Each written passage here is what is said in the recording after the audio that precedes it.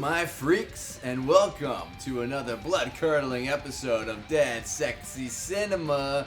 I'm your co-host from the dark side, the Joan Rivers of black metal, the Necro Sexual!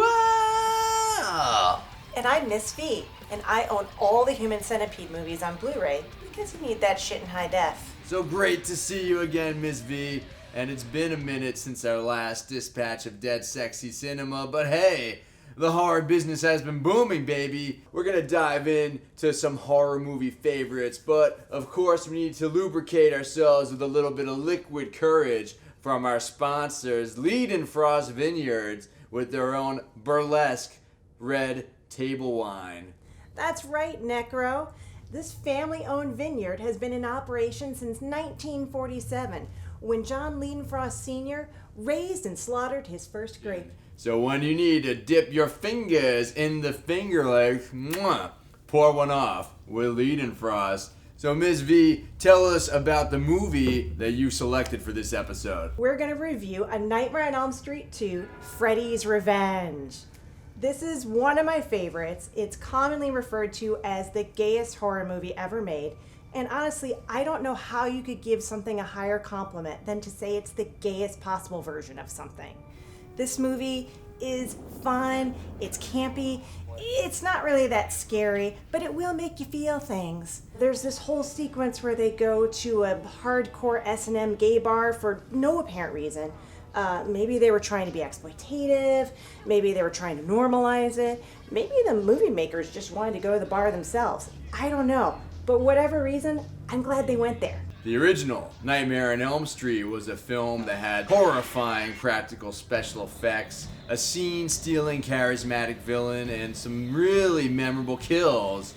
A Nightmare on Elm Street 2, Freddy's Revenge, didn't really have that, but it did have tennis balls of terror, dogs with human faces that are copied off of Ghostbuster, and of course a gym teacher daddy Dom whose ass gets carved up like a kielbasa with the hand towel of doom.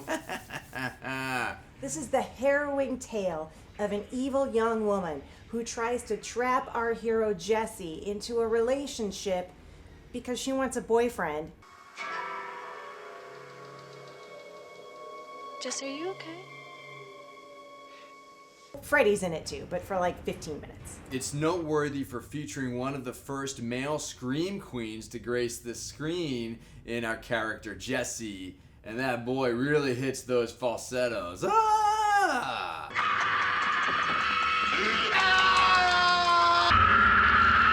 Jesse's not like other boys, that's for sure. He's a little bit different. He doesn't quite blend in with the girls or the guys in his school. His parents think he's on drugs. What are you taking, son? He thinks he might be going insane. My mom thinks I'm crazy, and you know, at this point, I don't know if I don't agree with her. And he's seduced by these late-night visitations from an older man named Fred. Kill for me! It's the homoerotic overtones of Freddy's Revenge, like many contributions to American culture, that saved this movie and give it a sense of class and character with its camp. Because otherwise, this movie is damn boring. It takes a half hour until the first on-screen death even occurs, and even when it does, it's an exploding pet parrot. It's a parakeet, Necro. Parakeet. Very important. Fun fact, if you take a shot of boxed wine every time there's some male-on-male sexual innuendo in the movie, you will get blackout drunk. Which is exactly what happened to me the first time I watched it with Miss V over here. Truth. Now, Freddy is a relatively minor character in this film, and his objective is to possess our hero Jessie, because as he puts it, he's got the brains, Jessie's got the body, and I guess together they'll make lots of money like that old Pet Shop Boys song. More gay references for you, it's great. The real villain of this film is this bitch, Lisa, a girl who insists on imposing herself into Jesse's life as his beard. We can figure it out. We can figure it out together. There is nothing to figure out. She even walks in on him being, you know. Touch me all night long. Somehow, the concept of a melted skin undead serial killer who will haunt you and kill you in your nightmares and also cross over into the real world to crash your friend's pool party seems a little bit more fathomable than Jesse and Lisa having any on-screen romantic chemistry. So let's talk about the boobs, boners, and bodies in this film. We have a lot of wet dreams because Jesse is a very moist sleeper. A lot of people being impaled, all literally, many also figuratively. We have a demonstration of the proper way to clean a room. And we also have the most deadly locker room towel beating of all time.